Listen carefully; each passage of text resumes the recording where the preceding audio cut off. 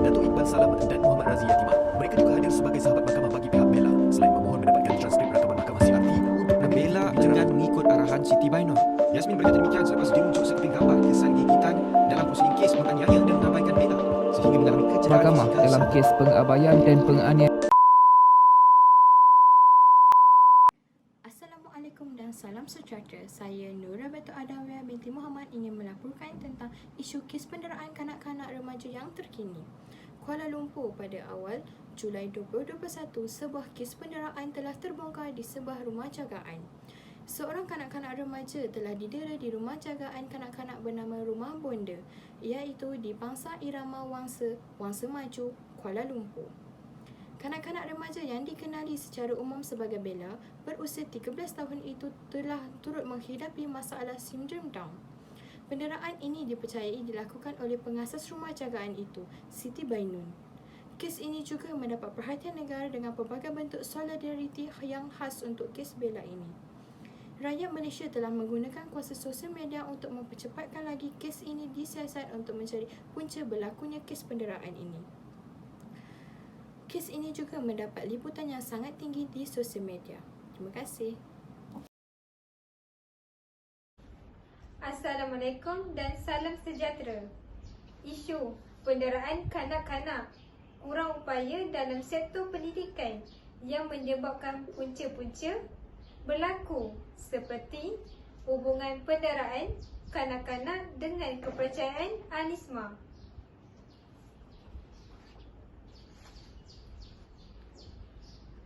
Bentuk penderaan yang popular adalah pembunuhan dan pemotongan tubuh kanak-kanak.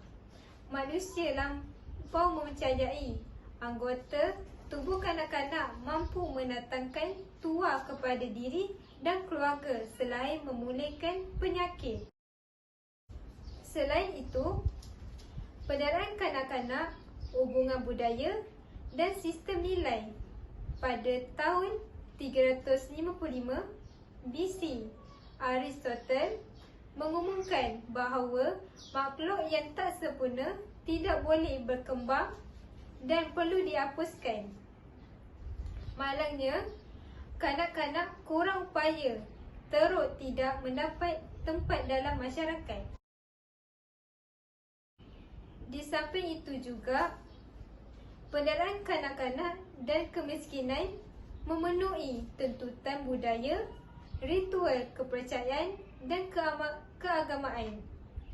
Kanak-kanak turut menjadi mangsa penderaan dan pembunuhan bagi mengawal kelahiran dan menjamin kelangsungan hidup. Seterusnya, kanak-kanak sebagai alat pemuas nafsu cenderung membuat tabiat untuk nafsu mereka di dalam golongan dewasa terhadap kanak-kanak kurang upaya dan mereka sanggup tipu atau bohong kanak-kanak yang kurang upaya untuk menjadi alat pemuas nafsu.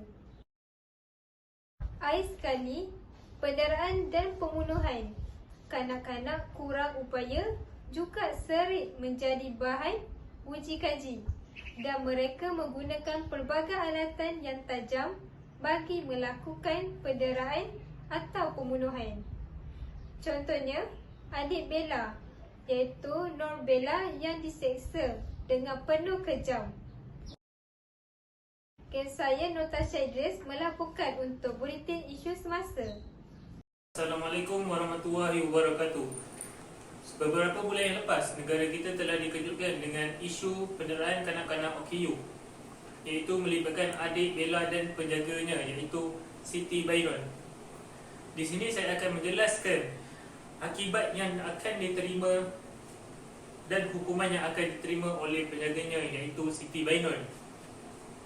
Yang pertama, Siti Bainur menerima akibat iaitu dituduh mengikut Seksyen 31/1/A dalam Akta Kanak-kanak 2001 yang menyebabkan namanya disenarai hitam dan boleh menyebabkan beliau susah untuk membuat apa-apa yang berkaitan dengan hal-hal kerajaan. Yang kedua, Perkara tersebut menjatuhkan reputasi dirinya sendiri, iaitu masyarakat yang pada mulanya tidak kenal siapa itu Siti Bainon dan secara tidak langsung mengenalinya akibat daripada perbuatannya yang memalukan itu. Yang ketiga, masyarakat kurang percaya dengan pusat jagaan pada waktu kini.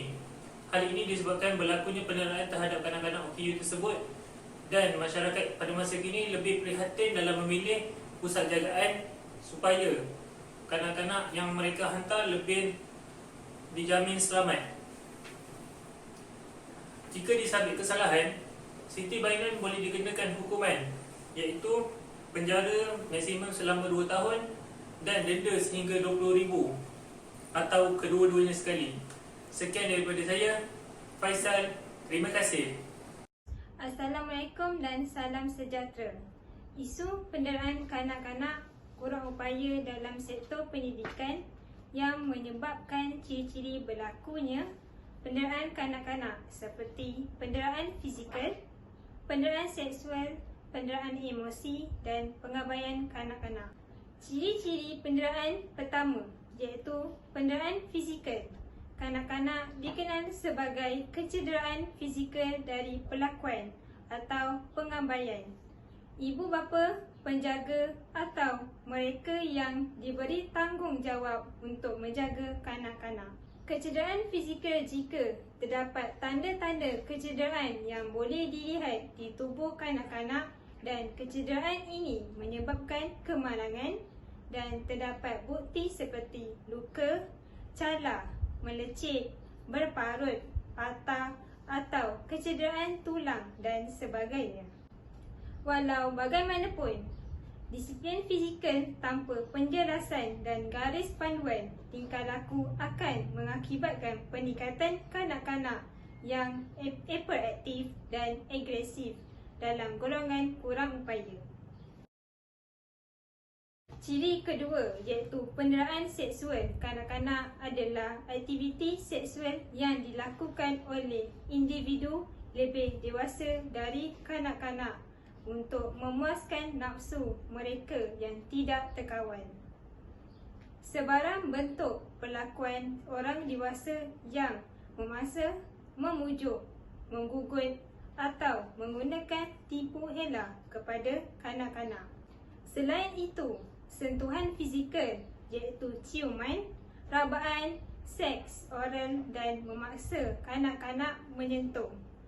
Perlakuan yang tidak melibatkan sentuhan iaitu menunjukkan gambar dan video pornografi kepada kanak-kanak.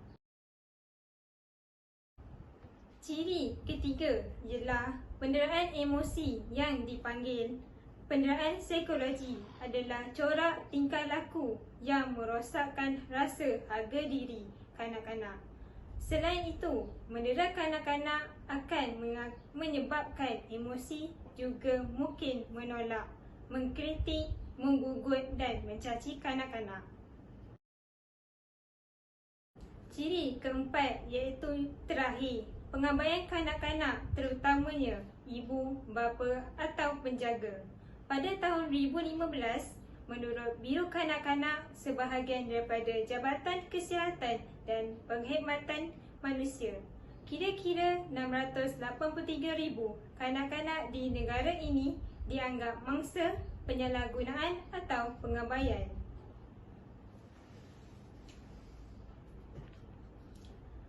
Lebih buruk lagi, biro itu menganggarkan 1,670 kanak-kanak mati pada tahun 2015 daripada penyalahgunaan atau pengabaian. Sebagai contoh, kes Nur Bella yang didera dan dipukul atas pengabaian atau kecuaian dalam tempat penjagaan tersebut di rumah bonda. Itu sahaja dari saya, Nurmisha binti Idris, melaporkan dari berita isu semasa. Assalamualaikum dan salam sejahtera.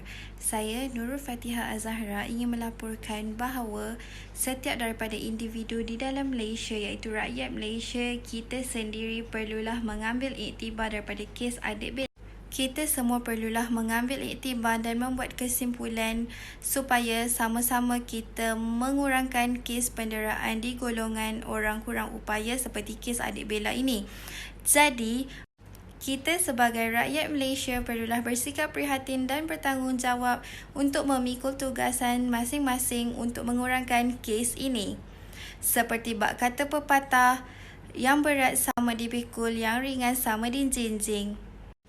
Antara peranan kita sebagai rakyat Malaysia adalah kita sama-sama menyokong dan mengurangkan kes penderaan di golongan orang kurang upaya. Sebagai seorang ibu bapa, kita juga perlulah sentiasa mengambil berat dan mengambil kisah tentang anak-anak kita supaya anak-anak kita tidak tergolong dalam golongan yang pembuli dan juga dibuli. Sebagai seorang pendidik dan guru, kita juga mestilah sentiasa mengingatkan kepada anak-anak murid kita supaya tidak membuli dan juga tidak dibuli.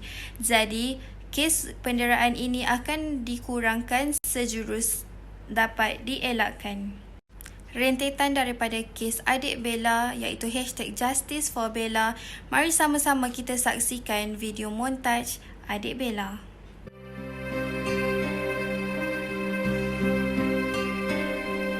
Berbumbungkan angkasa ke laut, lantainya bumi retak seribu. Setiap langkah perjalananmu berenang berliku. Betapa berat mata memandang, berat bahu mengalas bebannya. Belum sempat menitis ke pipi, tangisan kering sendiri.